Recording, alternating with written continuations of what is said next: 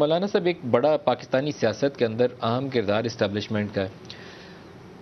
بعض لوگ، بلکہ چودھری پرویز صاحب اس میں شامل تھے، وہ کہتے ہیں کہ دوریاں اس وقت پیدا ہونی شروع ہوئیں جب ڈی جی آئی کی تعیناتی کے اوپر کچھ مس انڈرسٹینڈنگز آئیں اور وہ سیم پیج پھر ختم ہونا شروع ہو گئے۔ یہ بات صحیح ہے؟ میں آپ کی بات پوری طرح سمجھا نہیں ہوں۔ اسٹیبلشمنٹ کا بھی کیا رول ہے؟ دیکھیے، میں اگر بات کروں گا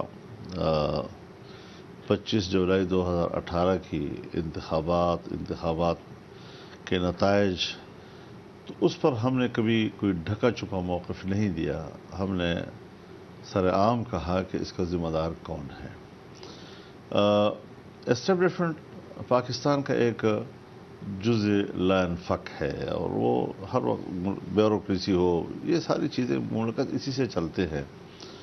لیکن جب وہ کسی سیاسی عمل میں مداخلت کرتے نظر آئیں گے اور ہمیں یہ شبہ ہوگا، بلکہ یقین کی حد تک کہ انہوں نے مداخلت کی ہے اور ان کی مداخلت، تو ہم نے کوئی بات اپنی چھپائی نہیں ہے۔ لیکن آج اگر صورتحال یہ ہے کہ وہ غیر جانبداری کا مظاہرہ کر رہے ہیں اور ہمیں نظر بھی آ رہا ہے کہ تو ہم یہی چاہتے ہیں، یہی تو ہمارا ان سے ڈیمانڈ تھا، اور وہ اگر وہ کر رہے ہیں تو ہم کیوں رکاوٹ بنیں گے؟ ہم تو ویلکم کریں گے اس بات کو۔ تو اس وقت صورتحال یہ ہے کہ اسٹیبلشمنٹ جو ہے وہ ظاہر ہے کہ چیزوں کو تو سب لوگ دیکھ رہے ہیں، سول بیوروکریٹس بھی دیکھ رہے ہیں، ملٹری بھی دیکھ رہی ہوگی، عام پبلک بھی دیکھ رہی ہوتی ہے، انجمنیں بھی دیکھ رہی ہوتی ہیں۔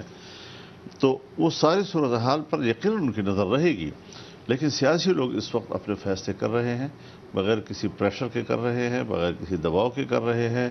اور بہت سے لوگ ایسے ہیں کہ اگر ان کا دباؤ ہوتا تو جس قسم کی باتیں آپ نے ان کے حوالے سے کی ہیں، آپ شاید وہاں تک اب تک نوبت نہ پہنچی ہوتی۔ لیکن اگر وہاں تک نوبت پہنچی ہے تو یہ خود دلیل ہے اس بات کی کہ کوئی پریشر اب کسی کے اوپر نہیں ہے۔